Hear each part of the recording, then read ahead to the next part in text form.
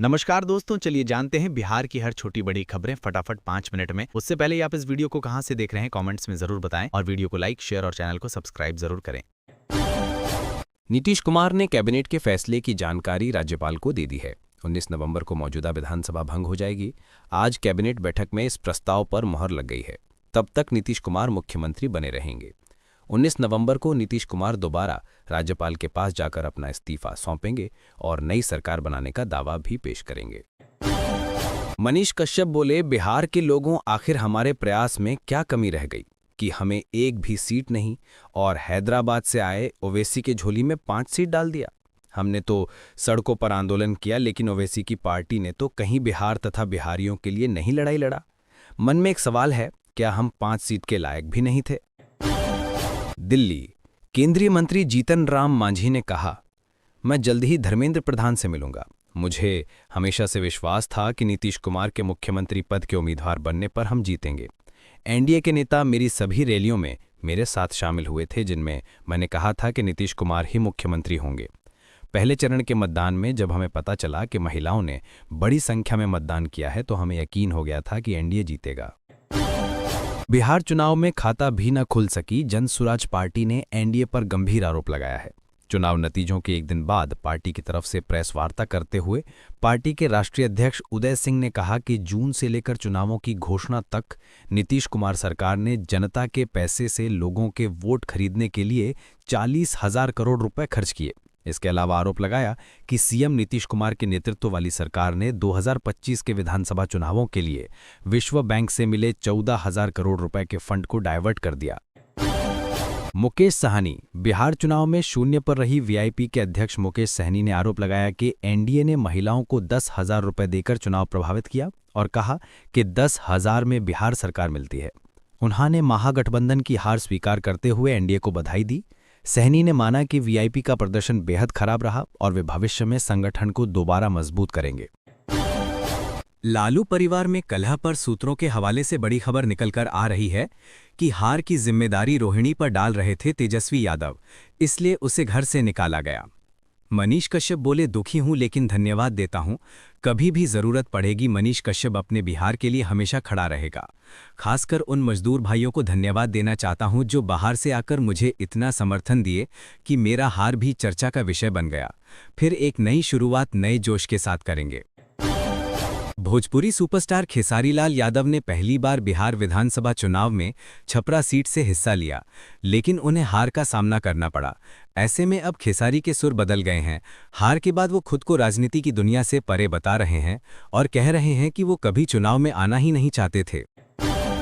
बिहार में नई सरकार के गठन का काउंटडाउन शुरू हो गया है। 18वीं विधानसभा से जुड़ी अधिसूचना आज जारी होगी। सोमवार से पूरी प्रक्रिया आधिकारिक तौर पर तेज होने जा रही है। इसी के साथ विधानसभा चुनाव को लेकर लागू आदर्श आचार संहिता भी खत्म हो जाएगी। वहीं पटना के गांधी मैदान में शपथ कार्यक्रम की तैयारियां तेज हैं। प्रधानमंत्री नरेंद्र मोदी भी शपथ ग्रहण समारोह में शामिल होंगे, जिसके आधार पर 19 या 20 नवंबर की तारीख लगभग तय मानी जा रही है। नरेंद्र मोदी जी बोले, मैंने भगवान बिरसा मुंडा जी के गांव की माटी को माथे पर लगाकर अपने आदिवासी भाई बहनों के कल्याण का संकल्प ले रखा है। पीएम जनमन योजना और धरती आबा जनजातीय ग्राम उत्कर्ष जैसे अभियान इसी संकल्प को साकार कर रहे हैं। ये मैथिली ठाकुर हैं जो बिहार चुनाव में अलीनगर से जीतकर भारत की सबसे कम उम्र की विधायक बन चुकी हैं। ये भारत की एकमात्र विधायक हैं जिनका जन्म 21वीं सदी सन 2000 में हुआ है। मतलब ये पहली विधायक है। हालांकि ग्रेगोरियन कैलेंडर के अनुसार ये अभी भी 20वीं सदी की ही है। आज माननीय मुख्यमंत्री श्री नीतीश कुमार जी से मुलाकात कर बिहार में एनडीए की प्रचंड बहुमत से हुई ऐतिहासिक जीत पर हार्दिक बधाई एवं शुभकामनाएं प्रेषित की तथा अपनी जीत के लिए आभार और धन्यवाद प्रकट किया। बिहार की राजनीति में अगले 48 घंटे बेहद अहम होने वाले हैं। सोमवार से कई बड़ी बैठकों के होने की संभावना है, जिनके बाद राज्य में सरकार परिवर्तन की प्रक्रिया शुरू हो सकती है। माना जा रहा है कि सीएम नीतीश कुमार सोमवार देर शाम या मंगलवार सुबह इस्तीफा भी दे सकते हैं। नई सरकार बनने तक वे कार्यवाहक मुख्यमंत्री बने रहेंगे। वर्तमान 17वीं विधानसभा का कार्यकाल 22 नवंबर को समाप्त हो रहा है। इससे पहले नई 18वीं विधानसभा के गठन और नई सरकार के शपथ का पूरा प्रोसेस पूरा करना जरूरी है। जगत प्रकाश नड्डा ने नई दिल्ली स्थित भाजपा मुख्यालय में जाकर प्रधानमंत्री श्री नरेंद्र मोदी जी का अभिनंदन किया और बोला ये चुनाव प्रधानमंत्री मोदी जी के नेतृत्व में बड़े स्पष्ट रूप से विकास बनाम जंगल राज के बीच था। विकास की राजनीति, प्रोएक्टिव और डबल इंजन की एनडीए की सरकार को बिहार की जनता ने प्रचंड जनादेश देकर आशीर्वाद दिया। पटना, एनडीए की जीत पर नीतीश कुमार के बेटे निशांत ने कहा, जनता को बहुत बहुत बधाई, हमारी सरकार बनने जा रही है, उम्मीद से बेहतर परिणाम मिला, आगे भी पिताजी बिहार के विकास के लिए काम करेंगे। बिहार की राजनीति में लालू पारिवारिक में शुरू हुआ विवाद अब और गहराता जा रहा है। तेज प्रताप यादव ने अपनी बहन रोहिणी आचार्य के चप्पल उठाने वाले बयान पर तीखी प्रतिक्रिया दी है। सोशल मीडिया पर साझा किए भावुक पोस्ट में बिना नाम लिए हमला करते हुए जयचंद करार देते हुए कहा कि परिवार पर हमला करने वालों को जनता माफ नहीं करेगी। तेज प्रताप ने लालू प्रसाद यादव से कार्रवाई करने और सिर्फ एक इशारा करने की अपील की है। पार्टी कार्यालय एक व्हीलर रोड पटना में अपने नेता, पार्टी के राष्ट्रीय अध्यक्ष सह केंद्रीय मंत्री श्री चिराग पासवान जी द्वारा आयोजित प्रेस कॉन्फ्रेंस में शामिल हुआ एवं उन्हें मिठाई खिलाकर शुभकामना दिया एवं इस अवसर पर माताजी का आशीर्वाद प्राप्त किया एवं अपने नेता के साथ पार्टी के सभी नवनिर्वाचित विधायकों ने खगौल स्थित शिव मंदिर में पूजा अर्चना कर आशीर्वाद प्राप्त किया। चिराग पासवान जी आज पटना साहिब स्थित तख्त श्री हरमंदिर साहिब जी में सपरिवार मत्था टेक कर अरदास करने का सौभाग्य प्राप्त हुआ। गुरु महाराज से बिहार की शांति, समृद्धि और सबके कल्याण की कामना की। योगी आदित्यनाथ जी बोले, देश के प्रथम स्वतंत्रता समर की अमर सेनानी शहीद विहांगना उदा देवी हमें याद दिलाती हैं कि नारी शक्ति कितनी समर्थवान है। माननीय रक्षा मंत्री श्री राजनाथ सिंह जी के साथ आज लखनऊ में वीरांगना उदा देवी के बलिदान दिवस पर उनकी प्रतिमा के अनावरण एवं स्वाभिमान समारोह के उद्घाटन कार्यक्रम में सम्मिलित हुआ।